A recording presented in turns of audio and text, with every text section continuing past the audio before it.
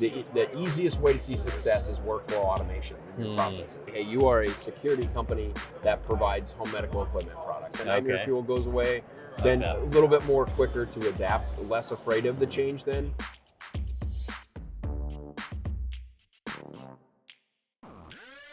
Maybe we shouldn't. Yeah, there's something to be said about it. We stopped for a little while, but it's cool. You celebrate your victories and you celebrate your wins with. That's right.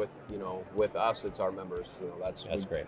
The same thing is we go back to our members win, our vendor partners win, everybody wins. So, I agree. We agree with that mindset too. Well, tell me about Forbin. So you work with VGM Forbin, and so what is that relationship like? Kind of give us the download there. Okay, so Forbin, it was brought into the VGM family in the late 90s, early 2000s as a custom web development company. We've evolved we still do custom web development, heavy space in the home medical equipment space, HME providers, and also on the financial side. So we do digital marketing that goes along with that, search engine optimization, search engine marketing, AI optimization now with our websites is kind of the new craze and the new trend, but it does make technology unique because it's always evolving and kind of what we're going through. It's a fast-paced environment right now. It is. The other part, we do full-blown enterprise application development, and what goes along with that is that's more focused on, hey, somebody needs to integrate a CRM tool and they need a workflow, or they need something custom built from scratch where they needed a front-facing tool. The enterprise app development was a part of Redstone Content Solutions, which was purchased by VGM. They just merged in with the Forbin team at the end of 2025. So added about 20 new individuals to our team, which is crazy to think that Forbin, when I started with Forbin, we were about 32 employees, and now we're 66. That's awesome. Yeah, and then the last piece is we have a managed IT business and a software resale. So we try to provide those solutions to our members. Hey, this is something that either they can't afford to hire a full-time staff, or they want the full-time staff without paying the full-time price. That's really what managed IT is built around. The uniqueness for us is in the HME industry, we know how their business runs, so we can support their business a little quicker. Being a national organization, we don't have to have boots on the ground always to do the work. So most everything can be done remotely, and then the software resale part, it's part of the GPO pieces. Hey, we're purchasing things. As a group, our membership is purchasing things through a central source. We can provide either some discounts or maybe a solution that they wouldn't normally be able to get their hands on. So that's kind of Forbin in a nutshell. My role kind of shifted a little bit in October, more focused on the emerging technology and just the innovation side of what's happening. We do that on the IT side, as we had to rip and replace 6 out of 8 of our pieces of software. We chose to do that in 1 year and really hit the reset button. So over the evolving time of the IT business, I've since passed that along, but you learn how to make yourself more efficient and how to vet out software in what you're kind of looking for, just as business operations. And that's kind of what we do with our membership too, as well as we'll do IT consulting, fractional CIO services for our members too as well. So that's awesome. So what are you looking forward to right now? Leading the innovation division, and obviously that was a huge project y'all just accomplished. So, but what's kind of on the roadmap now? What are you pumped about? Honestly, it's just seeing the new solutions and seeing things work. So it's seeing the process from A to Z. So hey, a member was introduced to this solution, and then you get to see it all the way through. Obviously with a heavy technology push right now, we haven't seen a lot of A to Z because everybody's still in the middle of and it's technology. You're always going to go to A to Z, and then you're going to hit reset and go to A to Z again on whatever process you have. And it's cool to see improvement through technology. Technology can make your life very, very easy if you put the time into it. It's frustrating if it doesn't work, but so that's part of it. Is you get to see what's new, get to see some excitement out of our members of what's working, and they're excited because they want to share it with us. Which is great. So what is and I'm going way off script here, Nick, so sorry, but that's all good.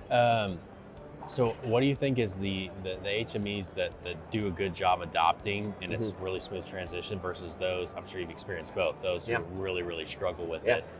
Is there a theme there? Is there a thread that drives really well done adoption? I think it's a fear of change. We always talk about change. Change is a normal part of our everyday life, personal through business. yeah, AI is a buzzword. So I think that's the big piece that we're seeing now is, how do we break down that buzzword into real life situations and stories? So where we see people adopting is, hey, they have a great idea and they really want to, they're passionate about that idea and they want to live that idea. And so that's where we see a lot of success is because the passion drives it, because they want to provide better service for their patients. It's, or maybe do a little bit more for their business so they can live a little more comfortably. And it really goes, almost the crazy thing about the HME world is, and I've been in the pharmacy space too as well, patient care is always number one. Yeah. And it's just how technology can make patient care so much better. Right. And that's really exciting. For those that don't adopt it, it goes back to the fear of change. I think unafraid, being unafraid is just tough, but you can take a risk, and it's a risk reward piece. So identifying the risk, and the companies that haven't moved forward haven't identified the risk that works best for their business yet, or they're so busy working on the day-to-day that they forget they kind of got to step outside and look at the big picture. Right. So that's where we typically see, or you may have a leadership level that is not as tech savvy. So that's where usually the fear comes in. Yeah. No, I that's one thing we stress big time is when we're looking for our co-conspirators, for the people we're wanting to work with, is do you have a dedicated person that's going to champion this automation? Not just like implementation and show us your workflows, but culturally, is your leadership position to be like, everybody, your jobs are fine. This is to help you remove your chaos, right? This is not here to replace you. This is here to help you. Yeah. And I couldn't agree more. That is probably one of the toughest parts about any sort of adoption. And it gives you options to be able to focus on things that generally are more important. Would you rather spend all day doing paperwork? And there are individuals that would want to do paperwork and the monotonous work all day. Right. But maybe they could just do a little more of it, and that's where the automation piece comes in. Is it empowers them to do that, and then they're more excited. Hey, I used to only be able to do 50 orders a day. Now I can do 450. And you get to that point, and that's what the automation piece really gets exciting. But at the same time, you gotta build it. You gotta put the time in to be able to build it and identify, where a business has, the biggest pain points of what a business. So when we do the consulting, we really say, take a step back, ask your team, ask everybody. It doesn't have to be in leadership. What would you want to choose to improve or change? Right. And you get a lot of buy-in from the business then, and that's when you really see the success stories.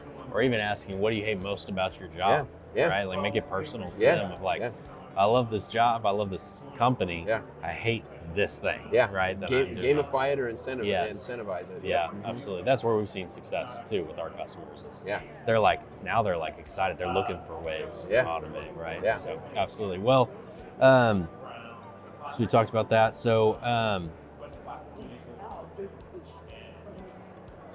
when it comes to AI and really adopting, and I love what you said about like really breaking down what is AI and what practically, how are we going to implement it, right? And that's kind of part of this tech talk stage too, is like actually hearing people, talk through it, which is, we absolutely love it. But so where are you seeing real traction with AI and automation being adopted as opposed to people not necessarily getting burned, but just getting burned out on it, maybe, right? Because past couple of years, that's been the topic, and I feel like, I feel like it's still not slowing down. I thought maybe by this year we'd start talking about something else, but nope, that's all we're talking about. I think we're 3 to 5 years from any sort of slowdown. I think it really is.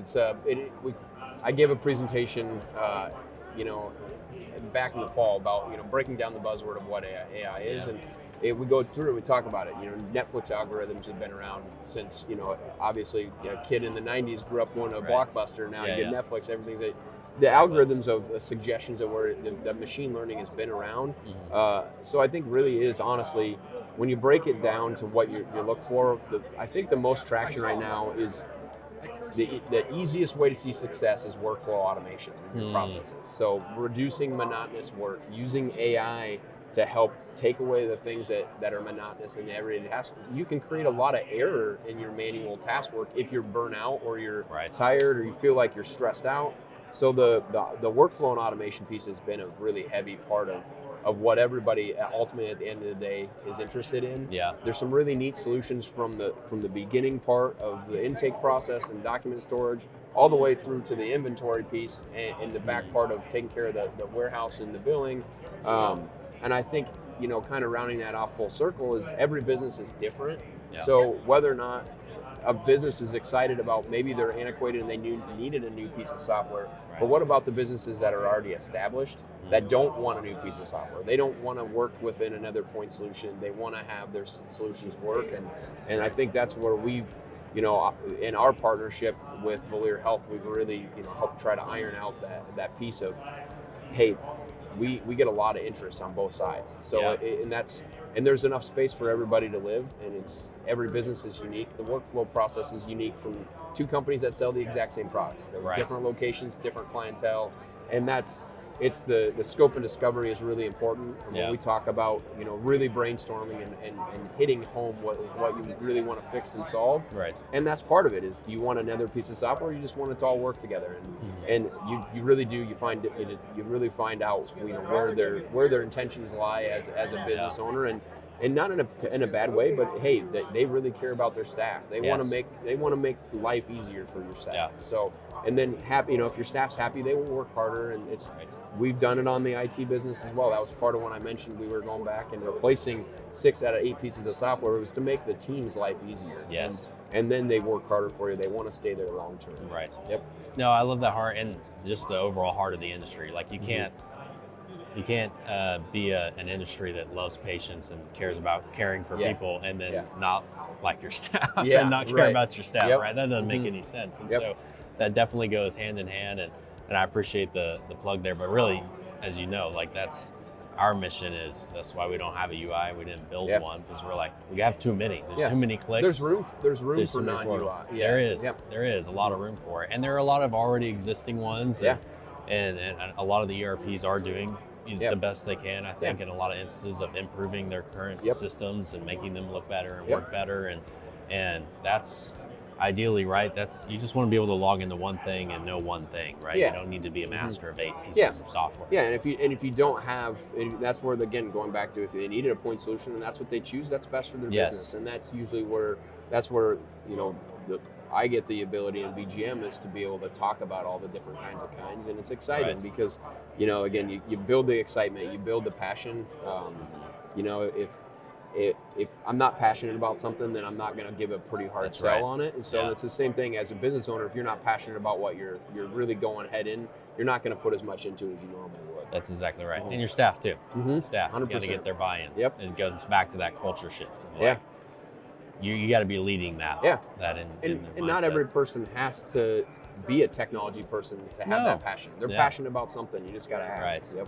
Or even having a team. Like, that's what I love about you guys is you guys are that team for them, right? And I think there's this burden and this pressure. I just talked to a provider. He's like, I built a whole team around trying to create AI and intake and all this stuff because there wasn't anything that I felt like could fit us, and he's honestly way ahead of his time and a lot of HMEs, right? And so, but that's, that is the burden a lot bear. And I think that fear of failure, but it's also like an overwhelming feeling too. So let's talk about that just a little bit. How do you think an HME provider can overcome the overwhelmingness of like a Medtrade experience where there is, we're not the only AI and automation solution out there, right? So absolutely acknowledge that, just like there's not only one ERP out there, right? And so how do you help providers approach that kind of overwhelming feeling and like narrow their focus? I think you got to talk about the most important thing is, I think fear comes with scared of, compliance, scared of, we call it the B word, a potential breach. So I think honestly, we really heavy our security first organization. So we always, I'm going to steal this from one of our software providers. Hey, you are a security company that provides home medical equipment products. So you really have to have that mentality in today's world. And I think once you divulge past and you talk about, hey, how do we secure everything? It provides that peace of mind. We call it nightmare fuel goes away. The nightmare fuel goes away. Then a little bit more quicker to adapt, less afraid of the change. Then the other piece is the staff change. Is this gonna, how's this gonna impact my staff? On top of that, so I think once you and that's part of us is we're not the ones providing the product, and we're providing the just the consulting piece of it, where we say, hey, this is what we see, and that puts them at ease too. The power of the networking piece is, hey, we're willing to go in.